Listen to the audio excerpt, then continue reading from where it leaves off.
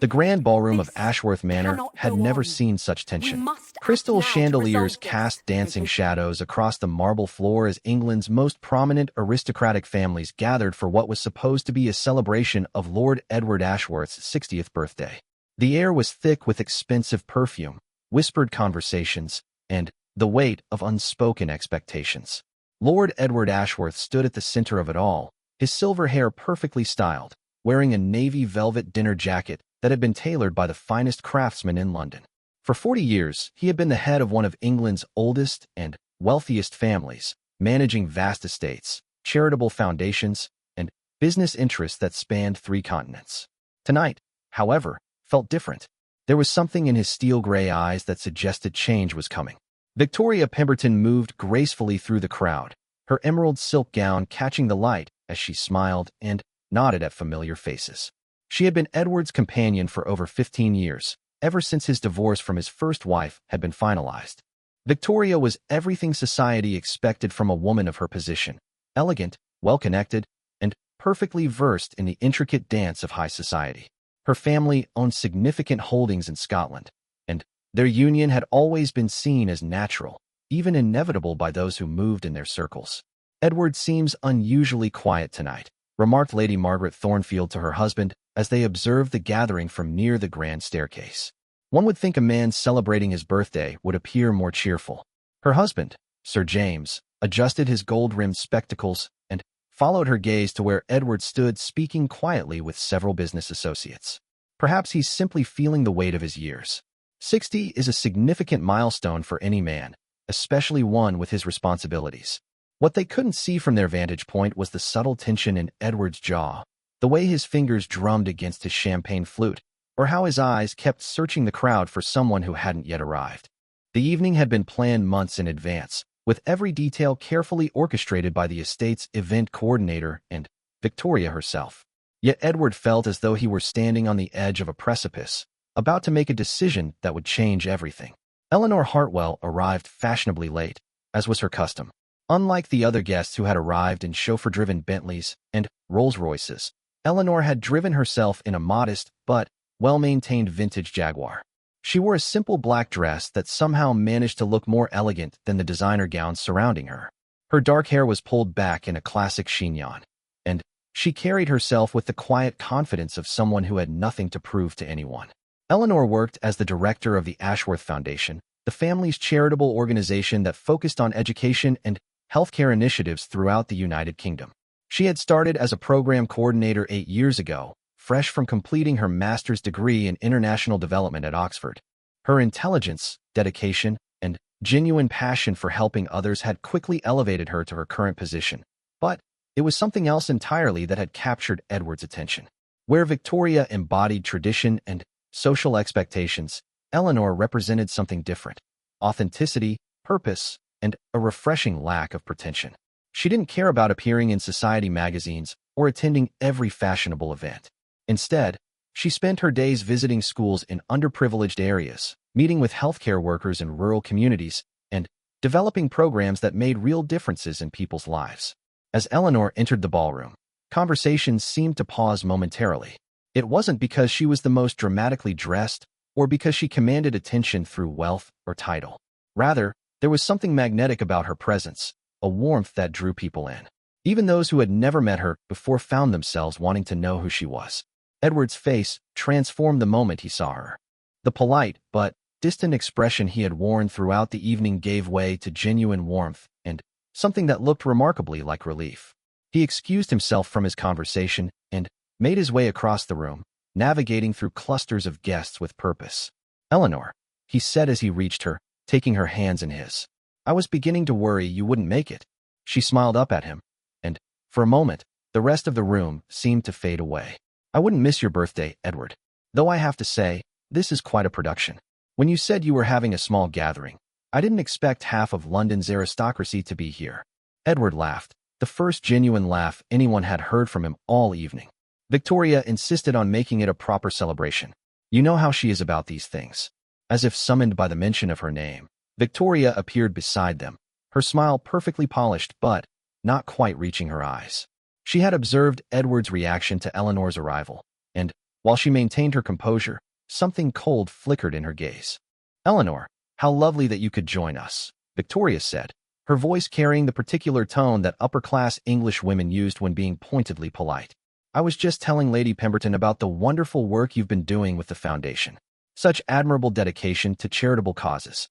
Eleanor, who had long ago learned to recognize the subtle barbs hidden within compliments, simply nodded graciously. "Thank you, Victoria.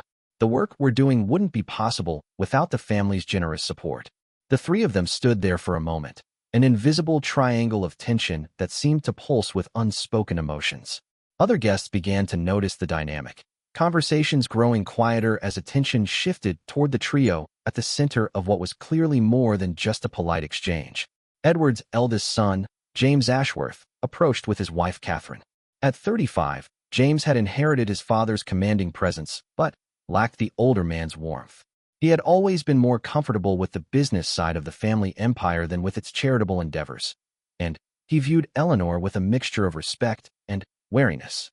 "Father, the staff is ready to serve dinner whenever you'd like," James announced, though his eyes moved between Eleanor and Victoria as he spoke. Like everyone else in the family, he was acutely aware of the complicated dynamics that had developed over the past few years. Catherine, ever the diplomat, attempted to ease the tension with a bright smile. "Eleanor, I was hoping to speak with you tonight about the new literacy program. Margaret mentioned that you're planning to expand into Wales."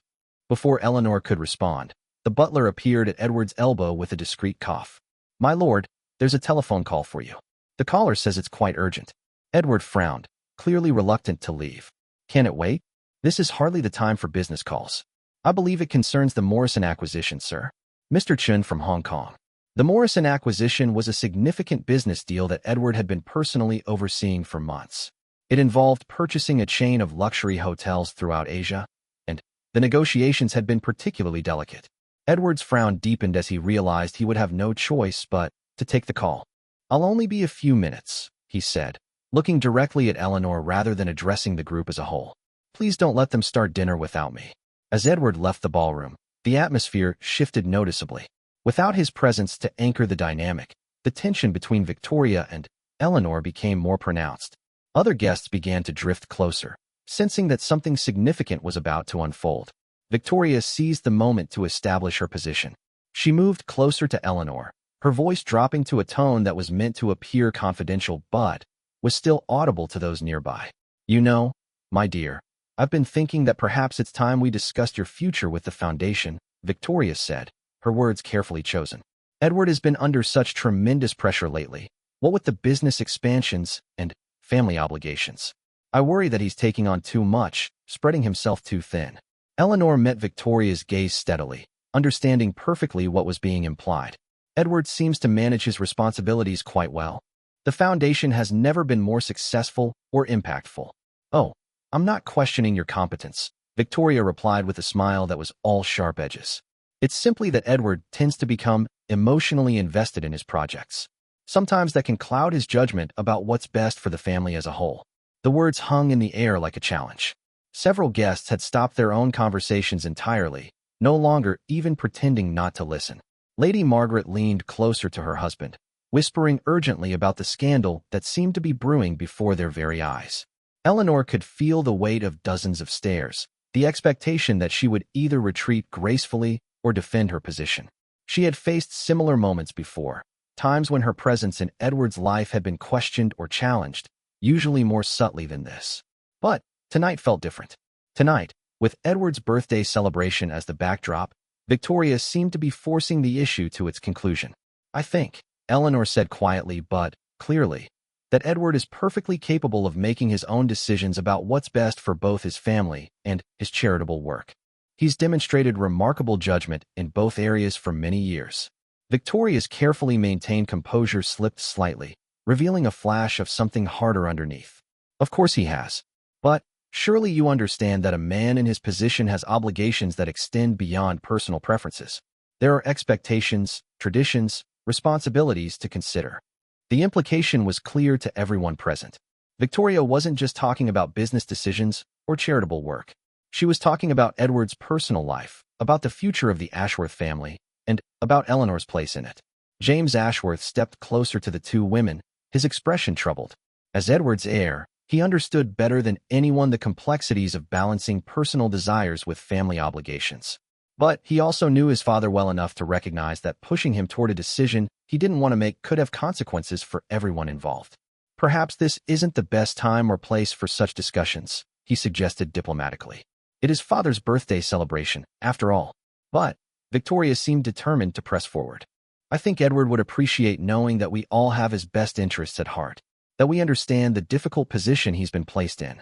Eleanor felt the conversation spiraling toward a confrontation that could damage not just her own position, but potentially Edward's relationship with his family and social circle. She could see the calculation in Victoria's eyes, the belief that public pressure would force Edward to choose tradition and expectation over his personal feelings. At that moment, the sound of approaching footsteps announced Edward's return. He appeared at the entrance to the ballroom, his phone call evidently concluded, but he stopped short when he saw the crowd that had gathered around Victoria and Eleanor. Even from across the room, he could sense the tension, could see it in the way people were positioned, in the quality of their silence. As he walked toward them, Edward's expression grew increasingly serious. He had known this moment was coming, had felt it building for months.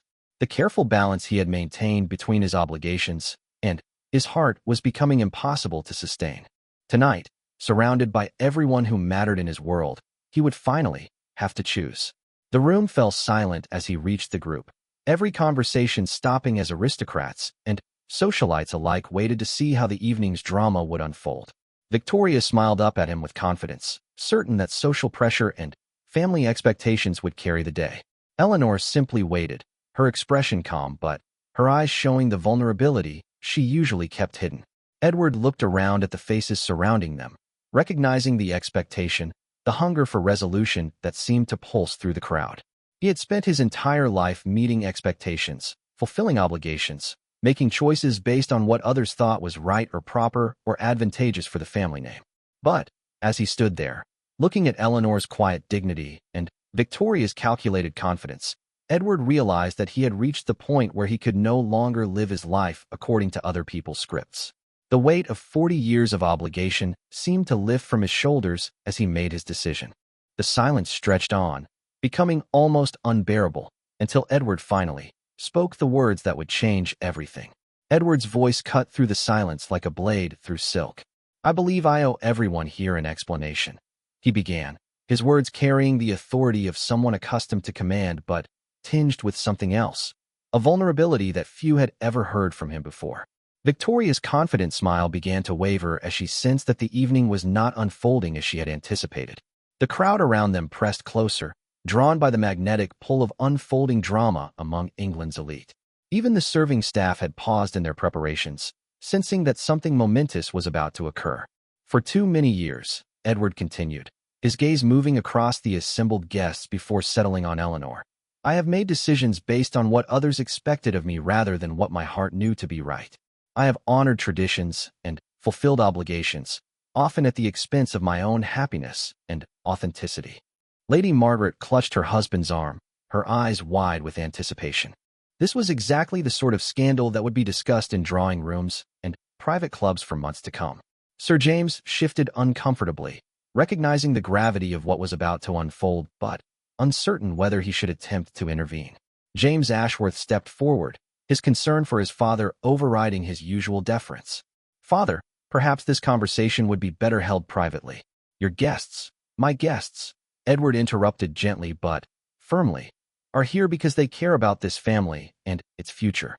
They deserve to understand the decision I'm about to make, because it will affect not just my life but the direction of everything we've built here." Victoria's face had gone pale beneath her carefully applied makeup. She could feel control of the situation slipping away, despite all her careful planning and maneuvering. "Edward, surely you're not going to make some sort of grand announcement at your own birthday party. Think about what you're saying." But Edward's attention was focused entirely on Eleanor now, and the rest of the room seemed to fade into the background. 8 years ago, a remarkable woman came to work for our foundation. I told myself that my interest in her was purely professional, that I admired her dedication and intelligence in the same way I might admire any talented employee. Eleanor's cheeks flushed pink, but she didn't look away. She had always known this moment might come, had prepared herself for various scenarios, but standing here in front of London's most influential families while Edward laid bare his feelings felt surreal. But honesty compels me to admit that what I felt from the very beginning was something far deeper than professional respect, Edward continued. Eleanor brought something into my life that I hadn't even realized was missing: authenticity, purpose, and a love that asked for nothing more than my genuine self in return. A murmur rippled through the crowd. This was far beyond what anyone had expected, even those who had suspected Edward's feelings for Eleanor. Public declarations of love were simply not done in their social circle, especially not in circumstances like these. Victoria's composure finally cracked. "Edward, you're making a fool of yourself. Think about your position, your family's reputation. Think about everything we've built together over the past 15 years. For the first time since he'd begun speaking, Edward turned his attention fully to Victoria. His expression was kind but resolute, the look of a man who had finally found clarity after years of internal conflict. "Victoria, you have been a wonderful companion, and I will always be grateful for the stability and partnership you've provided. You've helped me navigate the social obligations and business responsibilities that come with my position, and you've done so with grace and intelligence." Victoria's eyes brightened momentarily, hoping this might be leading toward a different conclusion than she feared. But Edward continued, and that single word seemed to echo through the silent ballroom. "I cannot continue living a life built on obligation rather than love. I cannot ask you to settle for a man whose heart belongs elsewhere, and I cannot continue asking my heart to accept what my mind tells me is practical." The silence that followed was deafening. Even the grandfather clock in the corner seemed to have stopped ticking. Victoria stood frozen, her carefully constructed world crumbling around her. She had been so certain that social pressure, family expectations, and simple propriety would prevent Edward from making such a public declaration. Eleanor, meanwhile, felt as though the ground beneath her feet had shifted. She had loved Edward quietly and without expectation for years, telling herself that the gulf between their social positions and his existing obligations made any real relationship impossible. To hear him declare his feelings so publicly, in front of everyone who mattered in his world, was overwhelming. "Edward," she whispered, her voice barely audible in the vast ballroom. "Are you certain about this?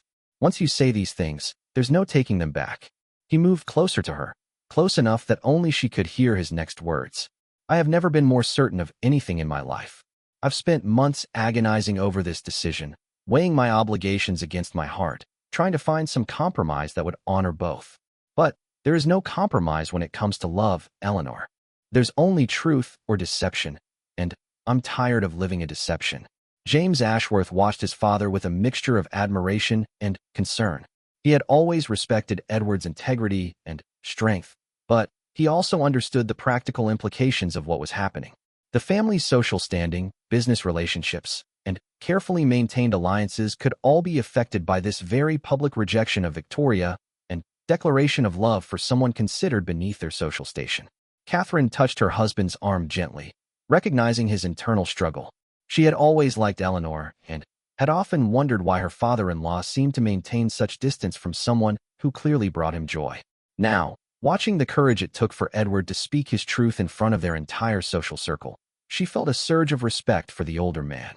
Victoria, meanwhile, was fighting to maintain some shred of dignity in what had become the most humiliating moment of her life.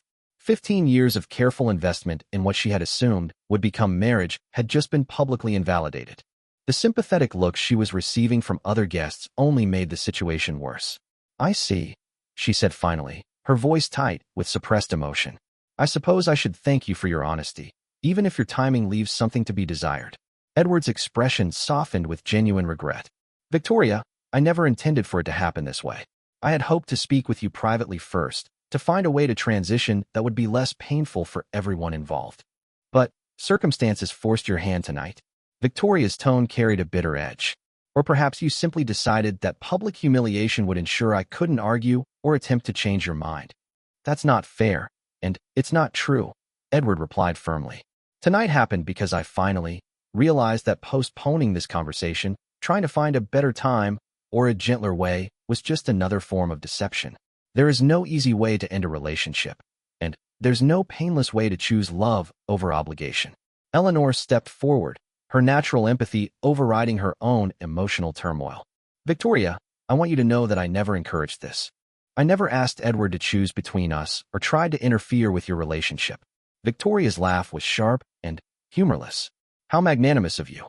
But surely you must realize that your very presence in his life made this inevitable?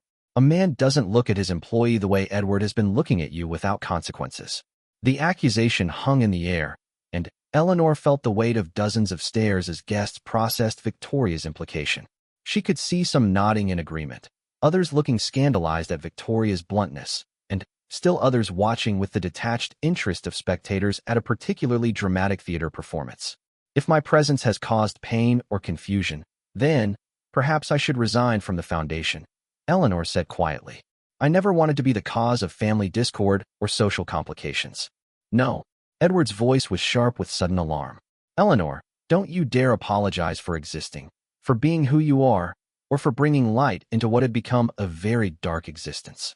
If anyone should apologize, it should be me, for taking so long to acknowledge what everyone in this room apparently already knew."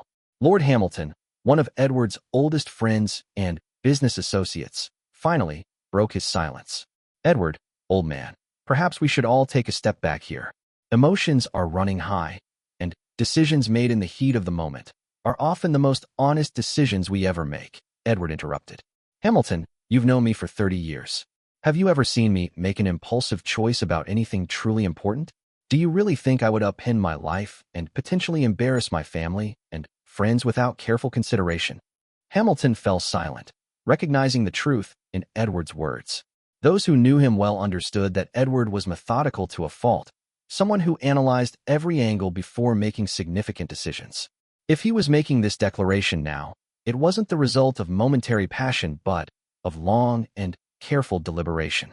Eleanor looked around the room at all the faces staring at them, some sympathetic, some scandalized, some simply fascinated by the drama unfolding before them.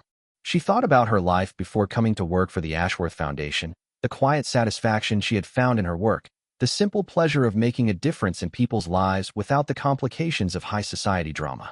But she also thought about the moments she had shared with Edward over the past few years, conversations that lasted far longer than necessary, glances that spoke volumes, the gradual realization that what had begun as professional respect had deepened into something far more profound. She thought about the way he listened when she talked about her work, really listened, as though her words mattered more than anything else in the world. "Edward," she said softly, "if we're going to do this, if you're really choosing this path, then I need you to be absolutely certain.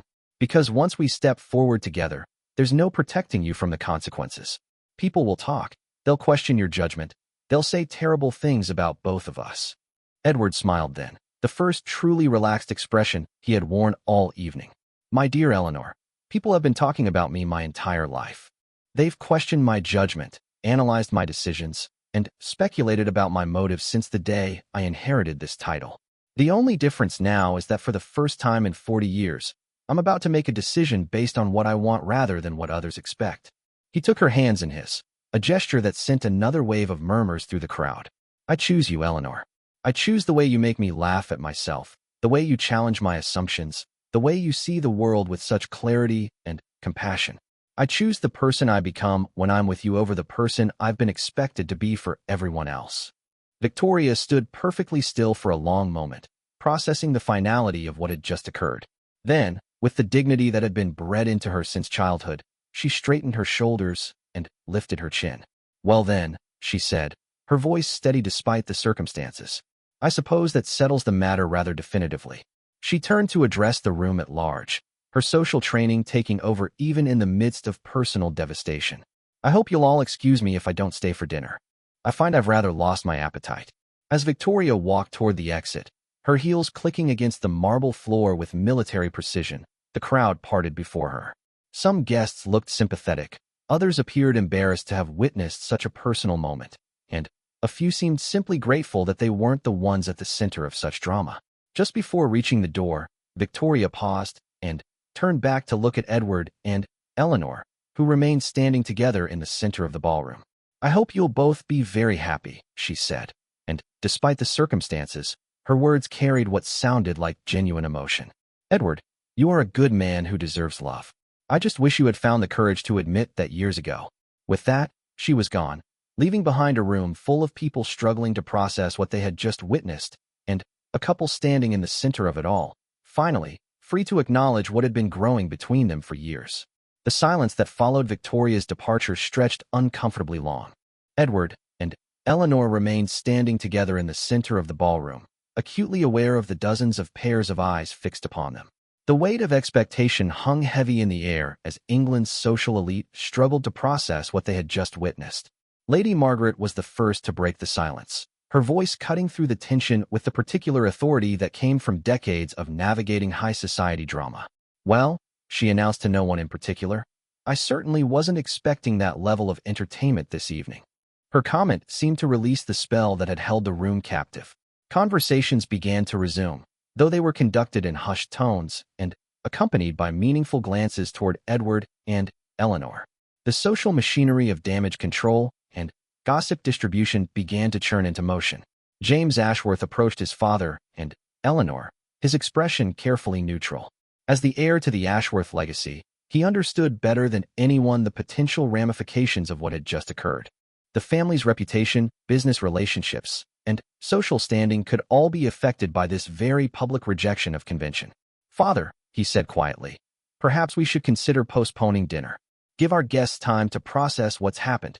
Edward looked around the room, taking in the mixture of shock, fascination, and barely concealed excitement on the faces surrounding them. He could practically see the mental calculations being made. Who would be the first to spread the news? Which publications might pick up the story? How this would affect various business and social alliances. "Actually," Edward said, his voice carrying clearly across the ballroom, "I think dinner is exactly what we need. We're all here to celebrate, and I see no reason why that should change." Eleanor squeezed his hand gently, concerned about the pressure he might be feeling. "Edward, if you'd prefer to handle this more privately." "No," he interrupted with a shake of his head. "We've made our feelings public, and I won't have us skulking about as though we've done something shameful. We haven't." Lord Hamilton cleared his throat diplomatically. "Edward, while I admire your directness this evening, you might consider the impact this could have on business relationships. Victoria's family controls significant holdings that intersect with your own interests." It was a delicately phrased reminder of the practical consequences of Edward's choice. The Pemberton family's Scottish estates, their connections throughout Europe, and their influence in various financial circles could all become complications if Victoria chose to make Edward's rejection a matter of broader conflict. Edward nodded acknowledgement of his friend's concern. "Hamilton, I appreciate your pragmatism, and you're right that there may be business consequences. But I've spent 40 years making decisions based primarily on their practical implications. Tonight, I'm choosing to make one based on what my heart tells me is right." Catherine Ashworth moved closer to Eleanor, offering a warm smile that cut through some of the tension. "Eleanor, I hope you know how much James and I respect the work you've done with the foundation. Your dedication has made a real difference in countless lives. It was a small gesture, but its timing made it significant." By expressing support for Eleanor in front of the assembled guests, Catherine was signaling that at least part of the Ashworth family was prepared to accept this unexpected turn of events. Eleanor felt a surge of gratitude for the younger woman's kindness. "Thank you, Catherine. That means more than you know." Sir Reginald Blackwood, one of the more conservative members of their social circle, approached with his wife, Lady Millicent, in tow. Both appeared distinctly uncomfortable with the evening's developments. "Edward," Sir Reginald said stiffly, "I trust you've considered the precedent this sets. There are certain expectations, certain standards that our families have maintained for generations." Lady Millicent nodded emphatically. "Really, the staff must be absolutely beside themselves. One simply doesn't conduct personal business in front of the help." Edward's jaw tightened slightly at the implied criticism, but Eleanor placed a gentle hand on his arm before he could respond. She had dealt with this type of attitude throughout her time working with the foundation and had learned to navigate it with grace. "I appreciate your concern for propriety," Eleanor said calmly. "However, I believe that living authentically and treating all people with honesty and respect is perhaps a higher standard than maintaining appearances at the cost of truth." Sir Reginald's eyebrows rose at what he clearly perceived as impertinence from someone he considered beneath his social station. "Young lady, you seem to be under the impression that your personal desires should take precedence over generations of tradition and social order. What I believe," Eleanor replied evenly. Is that love, when it's genuine and mutual, should be celebrated rather than hidden or denied because it doesn't fit conventional expectations. The conversation was drawing the attention of other guests, creating another circle of onlookers eager to see how this social confrontation would unfold. Edward stepped closer to Eleanor, presenting a united front against the criticism. Reginald, Edward said, his voice carrying a warning edge, I would ask you to speak respectfully to the woman I love. Eleanor has conducted herself with nothing but grace and dignity throughout her time here. The word love, spoken so plainly in front of their peers, sent another ripple of shock through the assembled crowd. Even those who had suspected Edward's feelings hadn't expected him to be quite so direct about them. Meanwhile, in a corner of the ballroom, several of the younger guests were having their own heated discussion about the evening's events. Lady Sarah Pemberton, Victoria's niece, was clearly struggling with conflicting loyalties. I can't believe Uncle Edward would humiliate Aunt Victoria like that, she whispered to her companions. She's devoted 15 years of her life to him. But her friend Lady Amanda Hastings disagreed. Sarah, surely you've noticed how different your uncle seems when he's around Eleanor. I've never seen him look at Victoria the way he looks at her. That's hardly the point, protested young Lord Pemberton, Sarah's brother. There are proper ways to handle these situations. One doesn't simply announce at a dinner party that one is abandoning a long-term partner for an employee. Lady Amanda's expression grew thoughtful. Perhaps that's exactly the problem, though. Maybe the proper ways you're talking about are the reason people like Uncle Edward end up trapped in relationships that don't make them happy. The conversation represented a generational divide that was beginning to emerge throughout the room.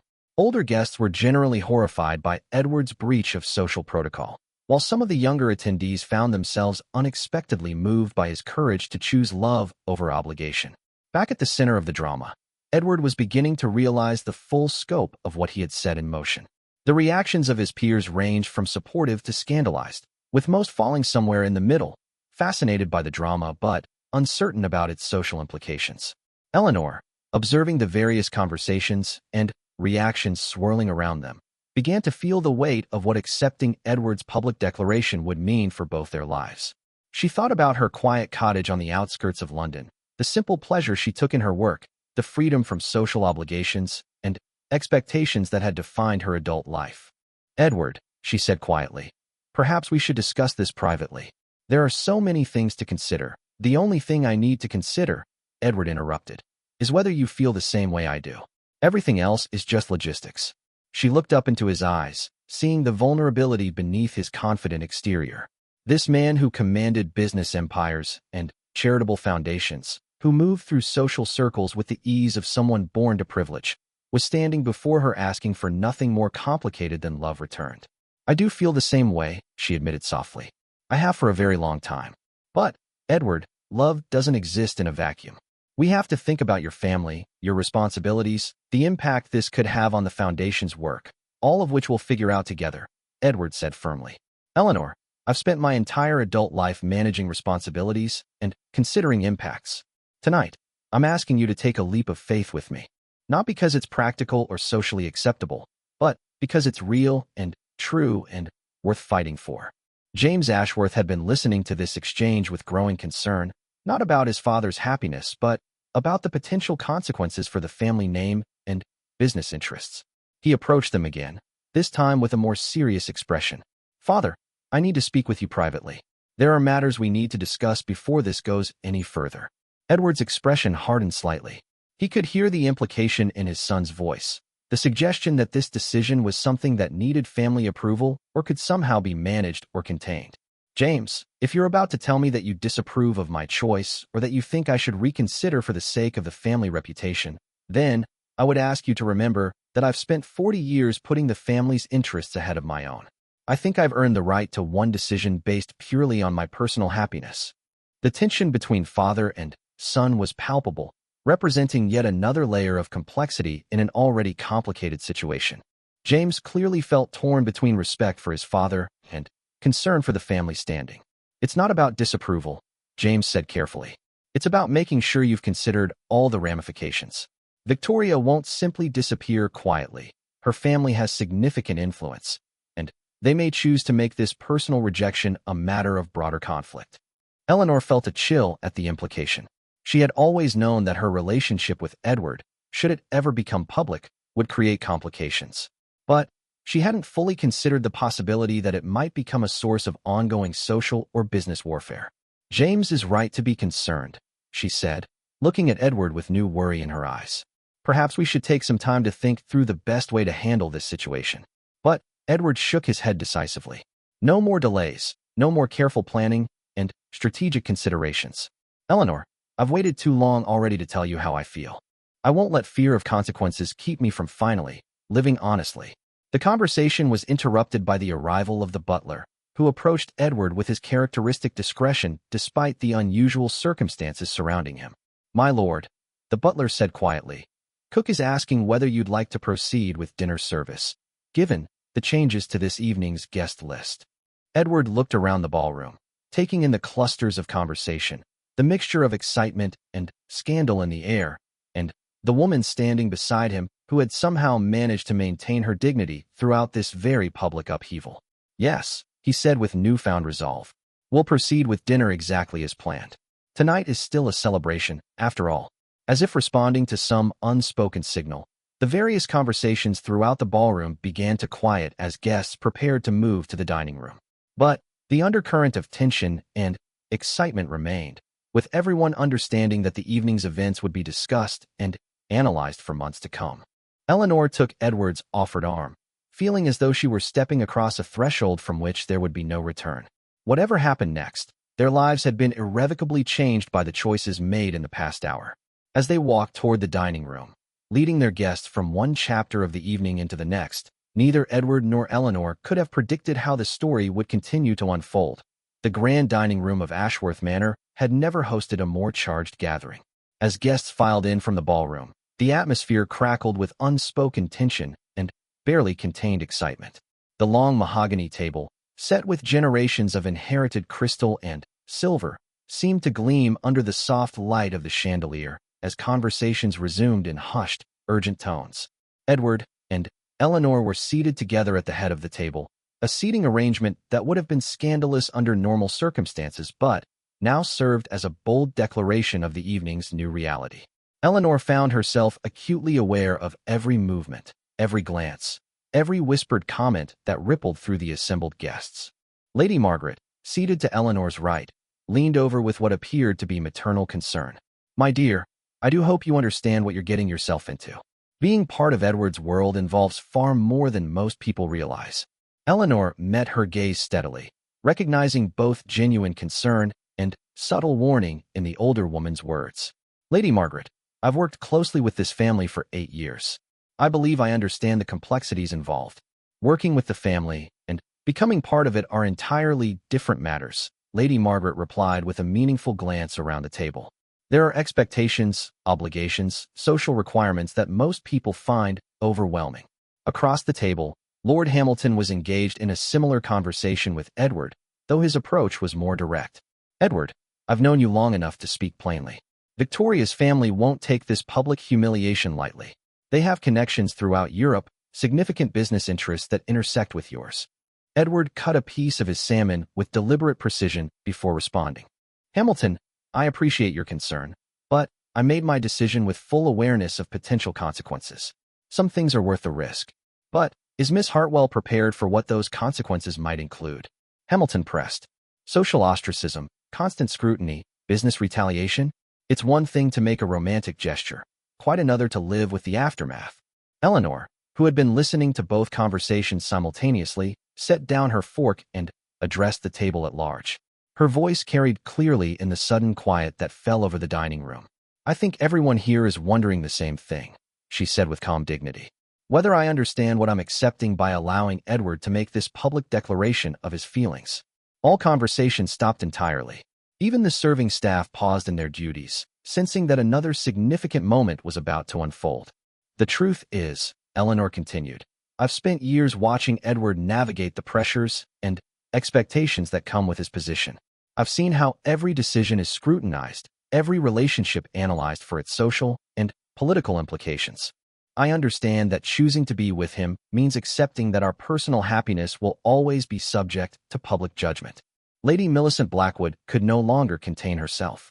Then, Surely you must see how inappropriate this entire situation is. Edward has obligations to his class, his family heritage. This infatuation puts all of that at risk. Eleanor's response was measured but firm. With respect, Lady Millicent, I believe that living authentically and choosing love over convenience honors Edward's heritage far more than maintaining a relationship based solely on social expectations. The comments sent a wave of murmurs around the table. Several older guests looked scandalized at what they perceived as presumptuous commentary from someone they still considered an outsider. James Ashworth, who had been quietly observing the dynamics at play, finally spoke up. Eleanor raises an interesting point about authenticity. Father, you've always taught me that integrity is the foundation of true leadership. Perhaps what we're witnessing tonight is simply that principle applied to personal life. Catherine reached for her husband's hand under the table, proud of his attempt to support his father despite his obvious concerns about the family's reputation. I agree with James. Uncle Edward, I've never seen you as happy as you've been these past few years, and I think we all know why. But not everyone at the table was prepared to accept this perspective. Sir Reginald Blackwood's face had grown increasingly red throughout the meal, and he finally erupted with the frustration that had been building all evening. This is absolutely preposterous, he declared, his voice carrying over all other conversation. Edward, you're destroying generations of careful alliance building and social positioning for what? Some middle-class charity worker who's clearly been angling for this outcome since the day she arrived. The accusation hit Eleanor like a physical blow. She felt her cheeks burn with humiliation and anger, but before she could respond, Edward's voice cut through the silence like ice. Reginald, you will apologize to Eleanor immediately, or you will leave my house. The threat was delivered with such quiet authority that no one at the table doubted Edward's seriousness. Sir Reginald, clearly taken aback by the vehemence of Edward's response, seemed to deflate slightly. I perhaps spoke more harshly than necessary. He mumbled, clearly unwilling to offer a genuine apology, but equally unwilling to be ejected from such a socially significant gathering. Eleanor found her voice, though it trembled slightly with suppressed emotion. Sir Reginald, I understand that my presence in Edward's life challenges your expectations about how things should be. But I want to make something perfectly clear to everyone here. She stood, drawing herself up to her full height, and looking around the table at each guest in turn. I never pursued Edward romantically. I never encouraged his feelings or tried to undermine his relationship with Victoria. What developed between us happened naturally, over years of working together and getting to know each other as people rather than as social positions. The quiet in the room was absolute. Even the grandfather clock in the corner seemed to have stopped ticking. Furthermore, Eleanor continued, if accepting Edward's love means that I'll be subjected to constant accusations about my motives, constant scrutiny of my background, and constant reminders that I don't belong in your world, then perhaps this is a mistake we should correct before it goes any further. The words hung in the air like a challenge, and Edward felt his heart stop as he realized that Eleanor might be about to walk away from what they had just declared to the world. Eleanor, he said quietly, rising to stand beside her, don't let their fear and prejudice drive you away from what we both know is real. Lady Amanda Hastings, one of the younger guests who had been quietly observing the evening's drama, suddenly spoke up from her position near the far end of the table. Excuse me, she said, her voice cutting through the tension with unexpected authority. But I think we're all missing something rather important here. All eyes turned to her, surprised by the interruption from someone who had remained largely silent throughout the evening. I've been watching Uncle Edward for years at these social gatherings, Lady Amanda continued, and I've never seen him truly happy until Eleanor became part of his life. Not content, not satisfied with his obligations, but actually happy. Shouldn't that matter more than whether she comes from the right family or has the appropriate social connections? Her words carried particular weight because of her youth and relative neutrality in the various family and social dynamics at play. Several other younger guests nodded in agreement, while older attendees looked distinctly uncomfortable with the generational challenge to their values. Eleanor looked at Lady Amanda with surprise and gratitude. Thank you for saying that. But I need everyone to understand that I'm not trying to disrupt traditions or challenge social order. I simply fell in love with a good man who happened to fall in love with me in return. Edward took her hand, addressing the table with renewed determination. What Eleanor isn't saying is that she spent years trying to maintain proper professional boundaries despite her feelings. She's the one who insisted we keep our relationship professional, who refused my invitations to dinner, who tried to maintain the distance that she thought was appropriate given our different social positions. This revelation surprised many of the guests, who had assumed that Eleanor had been the pursuer in whatever relationship had developed. The truth is, Edward continued, Eleanor has shown more propriety and respect for social conventions than I have. I'm the one who kept finding excuses to extend our business meetings, who created opportunities to spend time with her, who finally decided that hiding my feelings was a form of dishonesty that I could no longer maintain. James Ashworth looked at his father with new understanding. So this hasn't been a sudden infatuation or a midlife crisis. It's been years in the making. Years of fighting it. Years of trying to convince myself that duty should triumph over love. Years of watching Eleanor pour herself into charitable work while I tied myself in knots trying to honor obligations that were making me miserable, Edward confirmed. Lord Hamilton, who had been Edward's friend since university, studied both their faces carefully before speaking.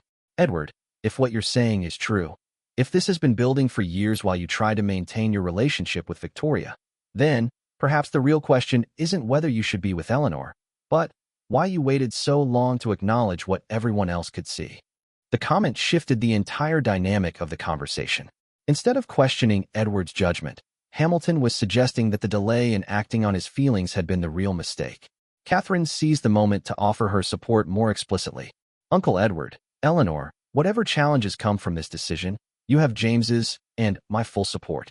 The foundation does incredible work under Eleanor's leadership, and if she makes you happy, then that's what matters to us. But even as some family members and friends began to express acceptance, Eleanor could see the calculations being made by others around the table. She understood that business relationships, social alliances, and family positioning were all being reconsidered in light of the evening's revelations. Lady Margaret, perhaps recognizing the way the conversation was trending, made one final attempt to inject practical considerations into the discussion. Edward, dear, I'm sure your feelings are genuine, and Eleanor seems like a lovely woman. But surely you must consider the impact this will have on your position in society, on business relationships, on the foundation's ability to raise funds from families who may disapprove of this unconventional arrangement. It was a sobering reminder of the real-world implications beyond personal happiness. Eleanor felt the weight of these practical concerns, understanding that her acceptance of Edward's love could potentially harm the very charitable work that had brought them together. Lady Margaret raises valid concerns, Eleanor said thoughtfully. The Foundation's work is too important to be compromised by personal scandal. Perhaps we should consider whether there's a way to handle this that protects the organization's mission while still allowing us to be honest about our feelings. Edward turned to face her fully, his expression intense with sudden urgency. Eleanor, if you're suggesting that we should hide our relationship or pretend it doesn't exist to avoid social complications, then you're asking me to go back to the very dishonesty that I've just spent the evening rejecting. The room held its collective breath as these two people, who had just publicly declared their love for each other, seemed to be approaching their first major disagreement about how to navigate the complicated reality of their situation. I'm not suggesting we hide anything, Eleanor replied carefully. I'm suggesting we consider whether there's a way to handle this transition that minimizes harm to the people and causes we both care about. The only way to minimize harm, Edward said firmly, is to live our truth with dignity and integrity, and trust that those who truly matter will eventually understand and accept our choice.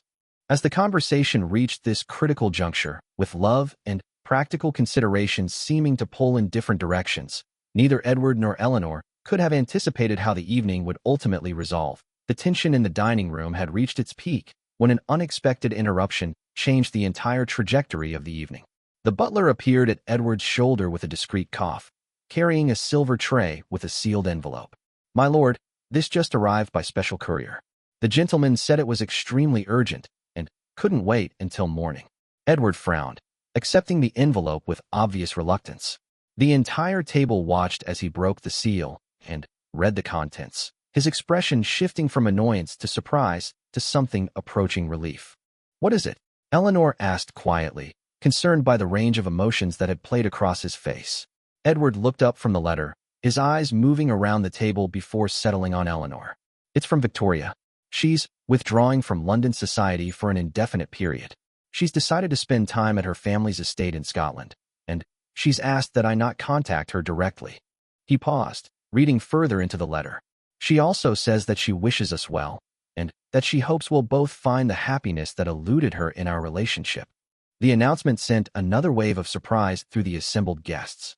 No one had expected Victoria to respond with such apparent grace to the evening's humiliation, and her decision to remove herself from the immediate social scene eliminated one of the major sources of potential ongoing conflict. Lady Margaret was the first to process the implications. Well, that certainly changes things, doesn't it? If Victoria isn't going to contest this publicly or attempt to rally social opposition, then perhaps the path forward isn't as complicated as we feared, James Ashworth concluded, relief evident in his voice. But Eleanor wasn't entirely convinced that Victoria's absence would solve all their problems. Edward, just because Victoria has chosen to handle this gracefully doesn't mean we won't face other challenges. There are still questions about how this affects your social standing, the Foundation's relationships with donor families.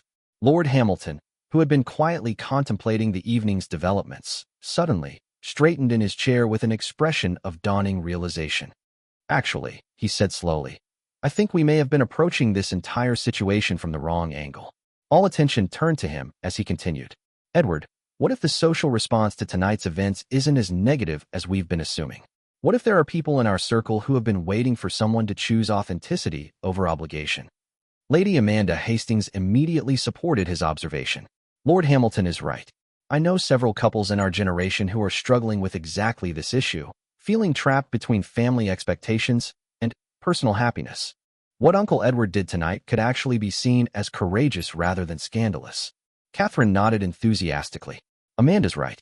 There's been so much discussion lately about the younger generation rejecting traditional arranged marriages and social obligations in favor of genuine partnerships. Edward, what you did tonight puts you ahead of that trend, not behind it. Eleanor looked around the table with growing amazement as she realized that the conversation had shifted from criticism and concern to something approaching admiration. Even some of the older guests seemed to be reconsidering their initial shock. Sir James, Lady Margaret's husband, cleared his throat thoughtfully. I have to admit, Edward, there's something rather admirable about a man who's willing to risk everything for love. It's rather romantic, isn't it? Not something one sees much of in our circles. Lady Margaret looked at her husband with surprise, but, after a moment, she nodded slowly. James is right. We spend so much time managing appearances and maintaining proper relationships that we sometimes forget what it feels like to act on genuine emotion. Eleanor felt tears prick her eyes as she realized that acceptance was coming from quarters where she had least expected it. These people, who had seemed so shocked and disapproving just hours ago, were beginning to see Edward's choice as something heroic rather than reckless. I think, said Lord Pemberton, Victoria's cousin and someone who might have been expected to take the strongest exception to Edward's treatment of her, that Victoria's letter shows remarkable maturity. If she can accept this situation with grace, then perhaps the rest of us should follow her example. Edward reached for Eleanor's hand under the table, squeezing it gently as he processed the unexpected turn in the evening's reception. I have to say, this isn't the reaction I was preparing myself for when I decided to speak my truth tonight. Perhaps, suggested Catherine with a smile, you underestimated how much people respect genuine feeling over social convenience. We're all so accustomed to arranged matches and practical partnerships that witnessing real love is actually quite moving. Eleanor found her voice, though it was thick with emotion. I want everyone to know how much this acceptance means to both of us. I was prepared for social ostracism, for whispered criticisms, for years of fighting to prove myself worthy of Edward's love. My dear, said Lady Margaret with unexpected warmth, anyone who has worked as closely with our families as you have, who has dedicated herself to charitable work with such passion, who has maintained her dignity throughout this entire evening despite enormous pressure, well, such a person has already proven herself worthy of respect and acceptance. James Ashworth raised his wine glass, drawing the attention of everyone at the table. I'd like to propose a toast, he said, his voice carrying clearly through the dining room. To my father, for showing us that it's never too late to choose courage over convention. And to Eleanor, for being the kind of woman who inspires such courage. The gesture seemed to release whatever remaining tension had been holding the gathering in its grip.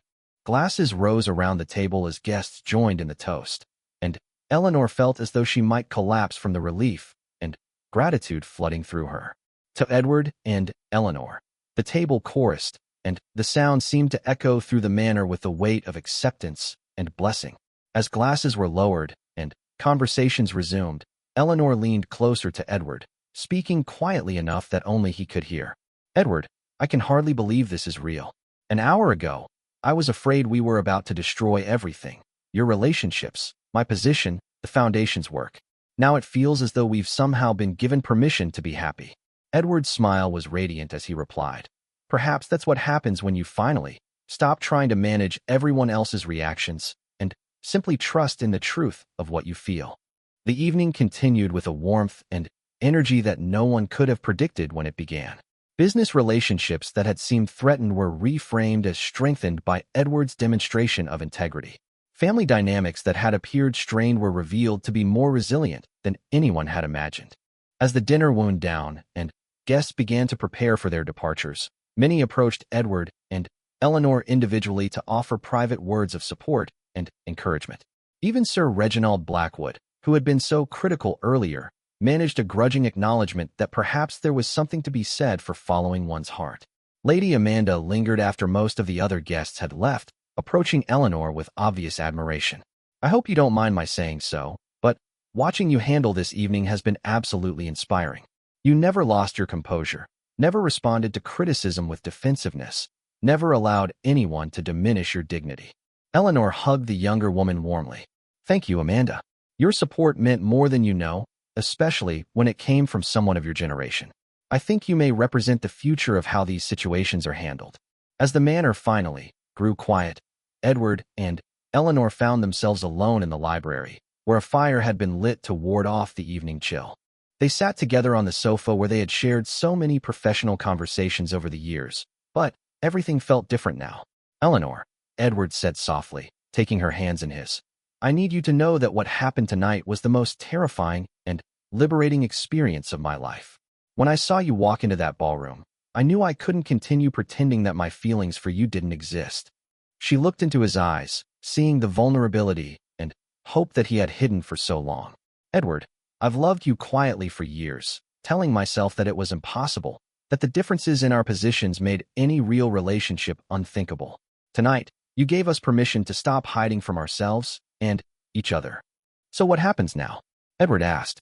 "We've declared our feelings publicly, gained the acceptance of our friends and family, eliminated the immediate social obstacles. What do we do with this freedom we've fought for?" Eleanor smiled, feeling lighter than she had in years. "Now we get to find out what it means to build a life together based on love rather than obligation. We get to discover who we are when we're not hiding our feelings or managing other people's expectations." Edward pulled her closer, marveling at the simple pleasure of being able to hold her without reservation or secrecy. "I love you, Eleanor Hartwell. Not because it's convenient or socially appropriate or good for business relationships, but because you've somehow managed to make me remember who I wanted to be before I became so focused on who I was expected to be." "And I love you, Edward Ashworth," she replied, her voice full of joy and possibility.